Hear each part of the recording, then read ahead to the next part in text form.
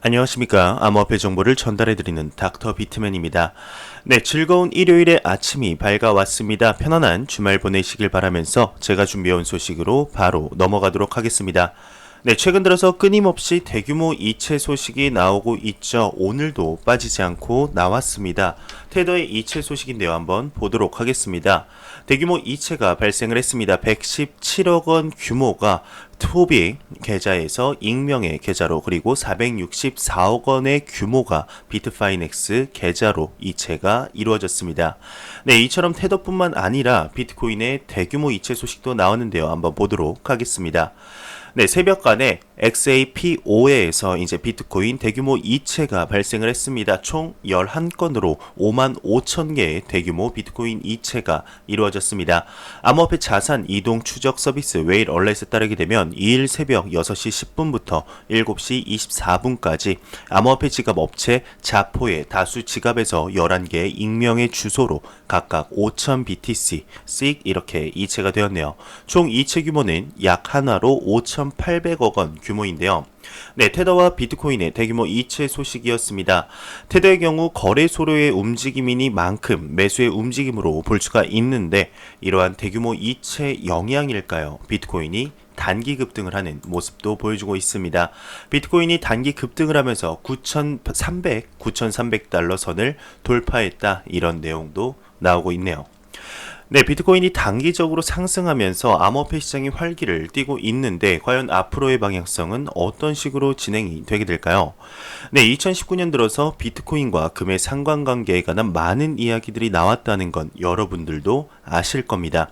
네, 지정학적 리스크가 상승함에 따라서 새로운 해치 수단 디지털 골드로서의 입지가 확장이 되고 있는데, 얼마 전 2008년 글로벌 금융 위기를 예측한 것으로 유명한 유로퍼시픽 캐피탈의 CEO죠. 피터 시프가 비트코인은 안전자산의 성격이 아니라며 주식보다 더욱 폭락을 했다. 비트코인보다 금 투자가 훨씬 좋다라는 등 비트코인에 관해서 회의적인 모습을 보여주는 발언을 했었습니다.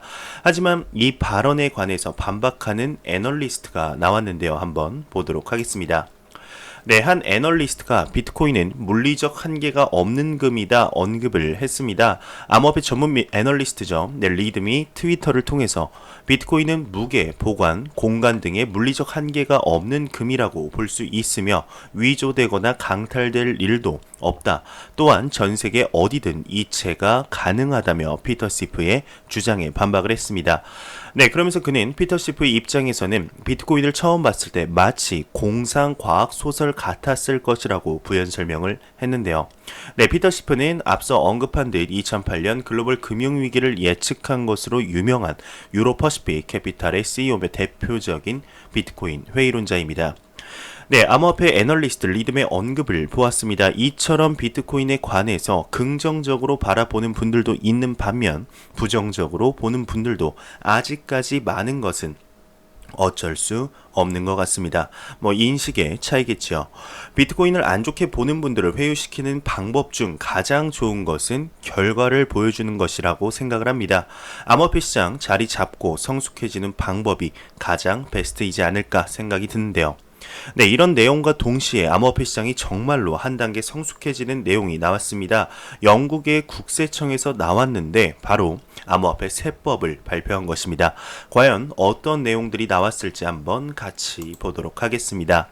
네, 영국의 국세청에서 암호화폐 세법을 발표했습니다. 블룸버그 통신에 따르게 되면 영국 국세청이 암호화폐 세법을 발표했는데요. 국세청은 이번 세법을 통해서 아래 내용을 명시했습니다. 총 5가지인데 한번 보도록 하겠습니다. 네, 암호화폐 첫 번째로는 암호화폐 거래 활동에 대해서 암호화폐 매매, 그리고 자산 토큰화, 그리고 채굴, 암호화폐를 통한 상품 및 서비스 보상이라고 명시를 하고 있고, 두 번째로는 암호화폐 사업자에 대한 양도소득세, 법인세, 소득세, 국민보험기여금, 인지세, 부가가치세 부과 방안을 내놓았습니다.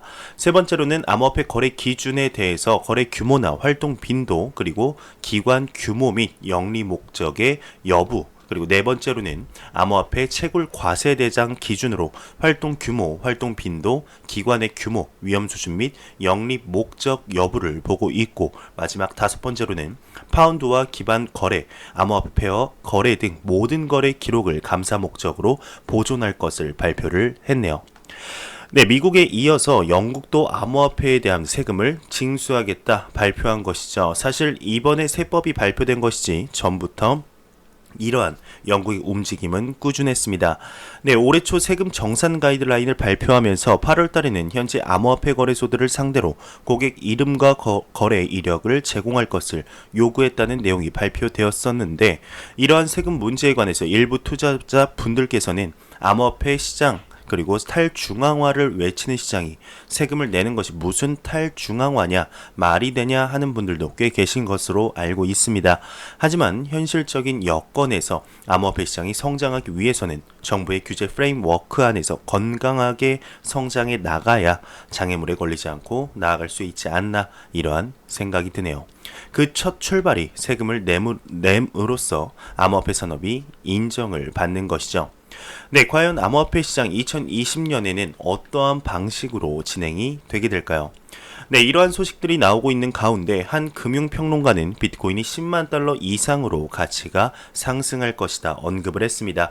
그러면 한번 보도록 하겠습니다. 네, 금융평론가가 비트코인 10만 달러 이상 오른다 언급을 했는데요.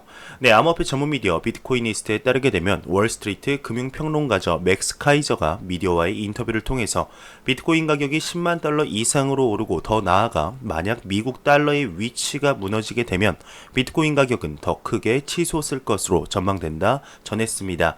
네, 그러면서 그는 비트코인은 금보다 뛰어난 화폐 형태라며 비트코인 거래는 결제 방식이 될 수 있지만 금은 그렇지 않기 때문이다 라고 덧붙였는데요.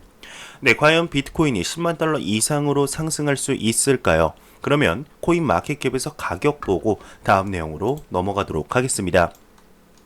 네, 현재 지금 코인 마켓캡에서 메이저 탑10 코인 가격을 한번 보겠습니다. 비트코인 같은 경우는 1.4% 상승하면서 1080만원대, 이더리움은 0.9% 상승하며 21만 4천원대, 리플 XRP의 경우 0.4% 상승하면서 341원대를 보여주고 있습니다. 네, 비트코인 더미넌스 같은 경우는 매우 강력한 67.5%로 전날 대비 소폭 상승한 모습을 보여주고 있는데, 아직까지 매우 강력한 암호화폐 비트코인 시가총액 점유율을 볼 수 있겠네요. 네, 얼마 전에 나왔던 소식인데 오늘도 나와서 한 번 더 가져와 봤습니다. 고등학교 교육과정에 비트코인에 관한 내용들이 들어간다는 내용인데요. 한번 보도록 하겠습니다. 네, 프랑스 고등학생들은 비트코인 암호화폐에 대해 배울 것이다 라는 제목이 나왔습니다. 한번 보도록 하죠. 네, 프랑스는 비트코인과 암호화폐를 다루는 교육 모듈을 고등학교 교과과정에 도입하려 하고 있다고 합니다. 프랑스 교육자들은 비트코인이 프랑스와 세계 경제에 미치는 영향을 이해하는 데 도움이 될 입문 과정을 가르칠 것으로 예상이 되고 있는데요. 교육부는 교사들에게 비트코인이 미래의 통화인가, 비트코인이 유로화를 대체할 수 있는가, 통화에 대한 신뢰가 있느냐 등의 문제를 해결하는 교육 설명 동영상을 3개 제공하게 된다고 합니다.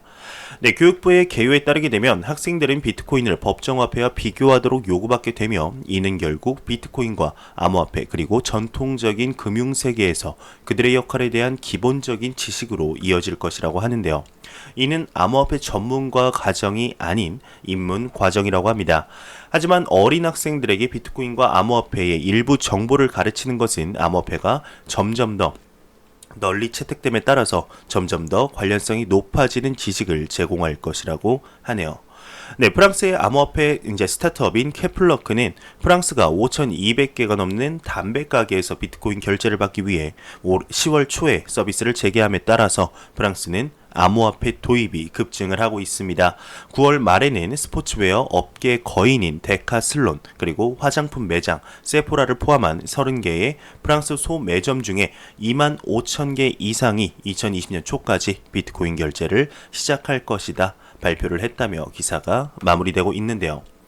네, 고등 과정에 비트코인과 암호화폐가 추가될 수도 있다는 내용이었습니다. 작년에는 상상치도 못한 상황이지 않을까 생각이 드는데요.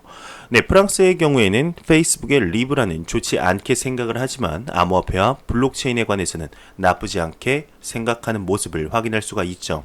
현재 G7의 의장국이죠. 그리고 G20에 포함된 국가로서 이 소식이 다른 선진 금융국들에게도 긍정적인 영향을 미쳤으면 좋겠습니다.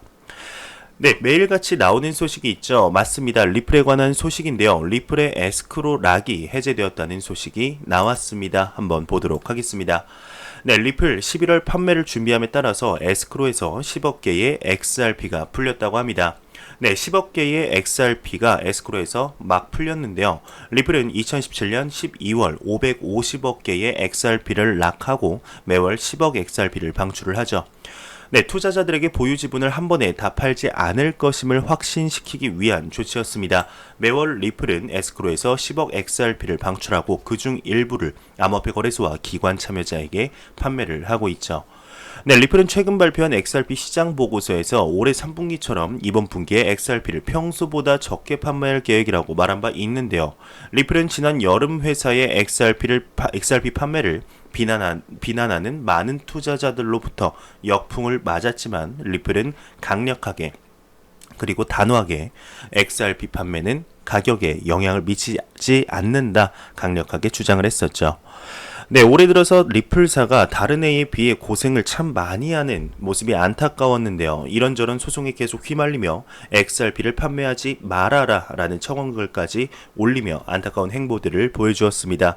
하지만 그런 와중에 리플사의 사업은 끊임없이 전진을 하고 있죠. 안타까운 일들도 많았지만 그만큼 큰 사업 성과를 거둔 2019년이 아닐까 생각이 드는데 그 중심에는 SBI가 있다 말해도 전혀 이상하지 않을 것 같습니다. 최근 들어서 SBI의 성과가 뚜렷해지고 있는 가운데 최신 보고서에서도 비트코인보다 리플이 더 뛰어나다라는 내용이 포함이 되었습니다. 한번 보도록 하겠습니다. 네, 일본의 SBI 그룹이 리플의 유용성은 비트코인보다 훨씬 뛰어나다 언급을 했는데요.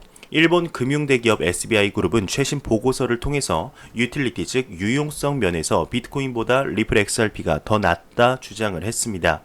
네, 1일 암호화폐 전문 미디어 G크립토에 따르게 되면 SBI 그룹의 한 임원은 비트코인은 개당 가치가 높아서 더 작은 가치로 나누기 힘들다며 비트코인 채굴 비용도 반감기 이후 더 높아질 전망이다 밝혔습니다. 네, 전날 암호화폐 전문 미디어 데일리 호들에 따르게 되면 SBI 그룹은 일본 동남아 간 송금 서비스에 리플 XRP를 사용할 계획이라고 밝혔었죠.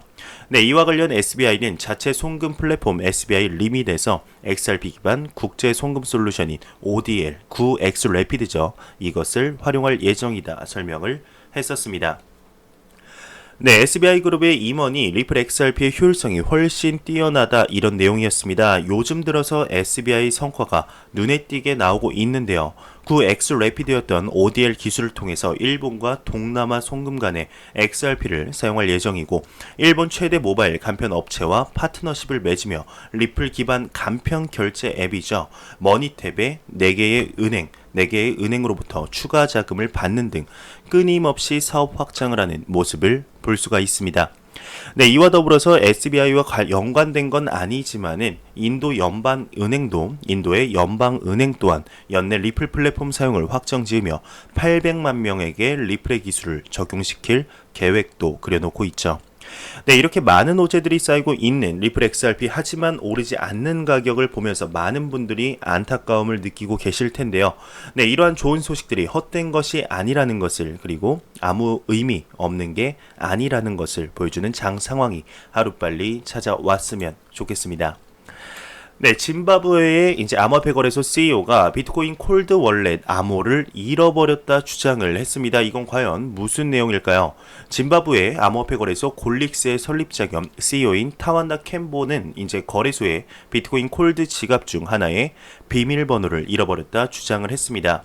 네, 11월 1일 현지 미디어 아이헤어는 짐바브웨의 첫 번째 암호화폐 거래소의 CEO가 작년 5월에 비밀번호를 분실했다 보도를 했는데 아이헤어는 비밀번호 불일치가 이 문제에 정통한 두 개의 다른 출처에 의해 확인되었다고 썼습니다. 네, 분실된 비밀번호의 이야기는 짐바브웨 준비은행의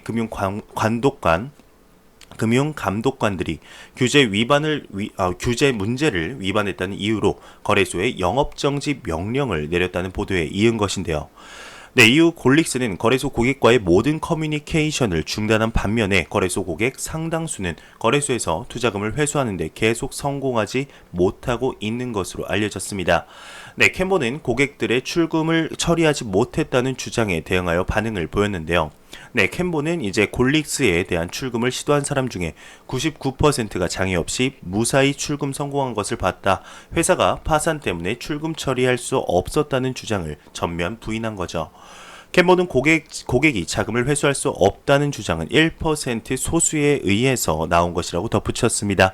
그러나 캔보는 그가 지갑 33개 비트코인이 들어있는 지갑의 비밀번호를 잃어버린 것을 부인하지는 않았는데요.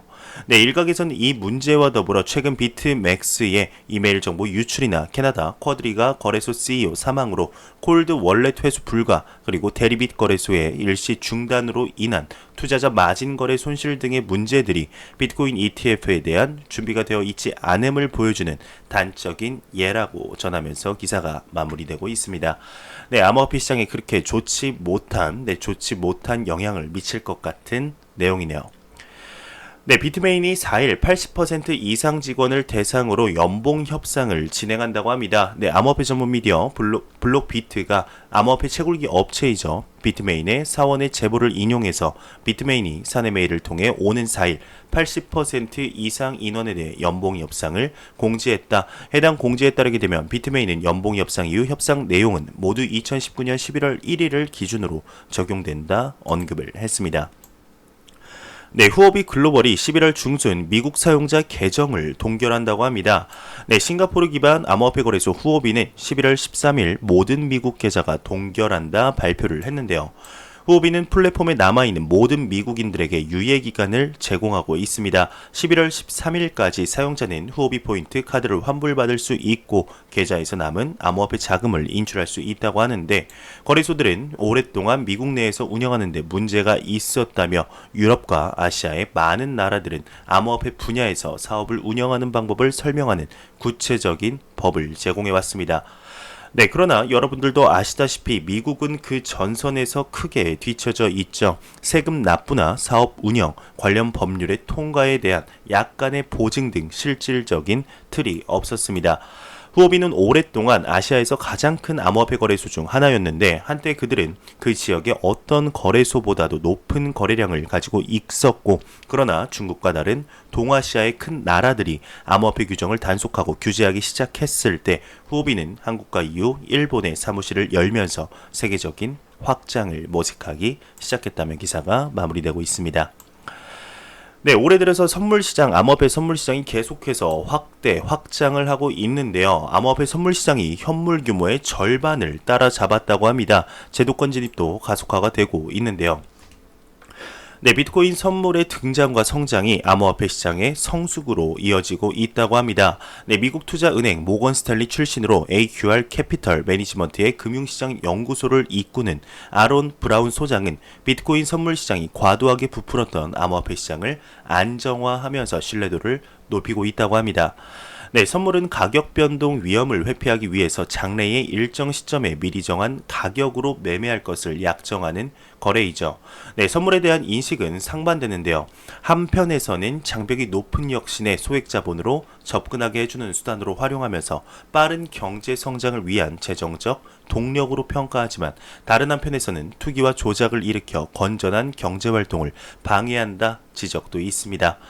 네, 비트코인 선물 거래 규모는 새로운 시장이 생겨나면서 크게 증가를 하고 있는데, 13개 상위 거래소가 제공한 데이터에 따르게 되면 거의 전무했던 선물 거래 규모는 현물 거래의 50% 수준으로 늘어났다고 합니다. 네, 올해 주요 거래소들의 암호화폐 대부 대출 서비스와 함께 선물 거래 지원에 나서면서 암호화폐 보유자는 이자 수익 기회, 레버리지를 통한 암호화폐 투자 기회를 갖게 되었다고 합니다. 네, 아울러 2017년 비트코인 선물 거래를 시작한 시카고 옵션 거래소죠 CBOE와 시카고 상품 거래소 CME, 비트코인 선물 옵션 상품을 제공하는 레저 X는 대표적인 선물 상품 거래위원회 CFTC 승인 거래소로 시장 성장에 힘을 보탰었죠. 네, 올 초 CBOE가 지원을 중단했지만 규제 승인 거래소의 비트코인 선물 거래량과 미결제 약정 규모는 18개월마다 2배가 된다는 무어의 법칙을 따르고 있다고 합니다. 네, 암호화폐 시가총액 2천억 달러 중 실제 자금은 약 100억 달러 정도로 추정이 되는데 이러한 격차는 가격 변동성을 일으키는 불안정한 요소라며 한편 비트코인 선물 거래자들과 시장 조성 업체들은 비트코인 선물 시장에 유입되는 자금이 투기 목적이 아닌 장기적인 투자 노출을 위한 실제 투자금이라고 주장을 하고 있습니다. 네, 미규제 암호화폐 거래소의 선물 거래가 자본이 부족한 일일 거래자들이 현물에서 선물 거래로 이동한 결과라는 주장들도 있지만 실제로는 포트폴리오를 전문적으로 관리하는 자본이 튼튼한 기관들, 채굴업체, 거래업체, 벤처 투자자, 발행업체, 대부업체, 기업 등이 시장을 주도하며 안정성을 강화하고 있다 밝혔는데요. 네, 때문에 규제 승인, 비트코인 선물 거래 증가는 가격을 안정화할 수 있는 실질적인 자금 기반이 늘어난다 이런 의미가 되게 됩니다.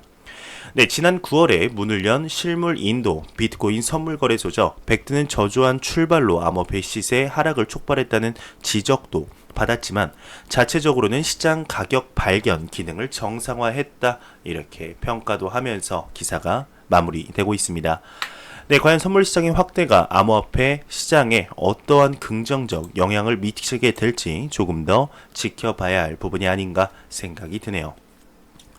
네, 몰타 금융당국이 21개 암호화폐 거래소 암호화폐 중개업 라이선스를 신청했습니다. 네, 온라인 경제 전문 미디어 파이낸스 매그네이츠에 따르게 되면 최근 몰타 금융서비스관리국 MFSA가 공식 채널을 통해 21개의 암호화폐 거래소의 영업 라이센스 신청서를 접수했다 밝혔습니다. 네, 이와 관련해 MFSA 측은 가상금융자산법에 따라서 몰타 내에서 운영되는 암호화폐 거래소는 MFSA의 정식 라이선스를 발급받아야 한다며 해당 규제법 적용에 앞서 지난 10월 31일까지 과도기를 거치면서 암호화폐 거래소들로부터 신청서를 접수받았다 이렇게 설명을 했네요. 네, 바이낸스 US가 직불카드 암호화폐 구매 서비스를 지원한다고 합니다. 네, 암호화폐 전문 미디어 더 블록에 따르게 되면 바이낸스 산하 미국 암호화폐 거래소 바이낸스 US가 직불카드를 통한 암호화폐 구매 서비스를 지원한다 공지했습니다. 네, 이에 따라서 플랫폼 사용자들은 직불카드를 통해 비트코인, 이더리움, XRP 등 암호화폐 구매가 가능하다는 설명인데 이와 관련해 바이낸스 US 측은 직불카드 결제 지원에 따라 신규 사용자와 기존 사용자들의 플랫폼 진입 장벽이 낮아질 것이라며 향후 몇 달 내에 바이낸스 US의 제품군을 다양화할 계획이다 밝혔습니다. 네, 미 부동산 업체가 비트코인으로 1,530만 달러의 규모의 부동산을 매각한 것으로 밝혀졌습니다.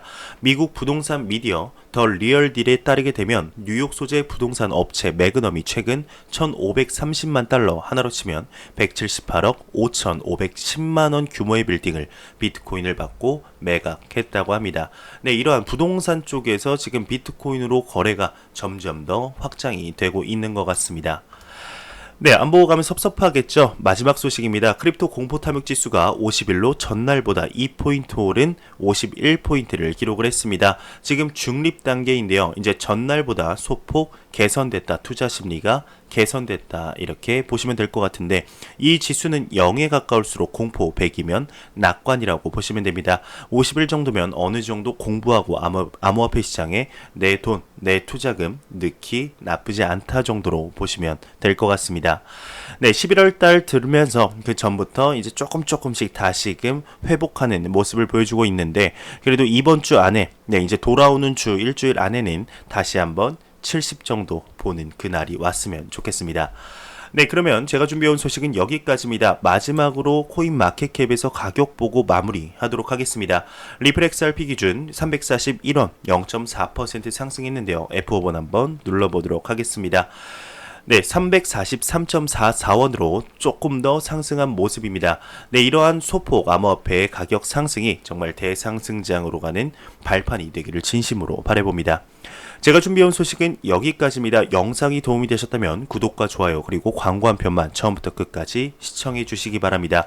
이 채널은 오직 광고 수익으로 운영이 되게 됩니다. 항상 영상 시청해 주시는 시청자분들, 구독자분들 너무나 감사합니다. 저는 다음 영상으로 찾아뵙도록 하겠습니다. 지금까지 닥터 비트맨이었습니다. 감사합니다.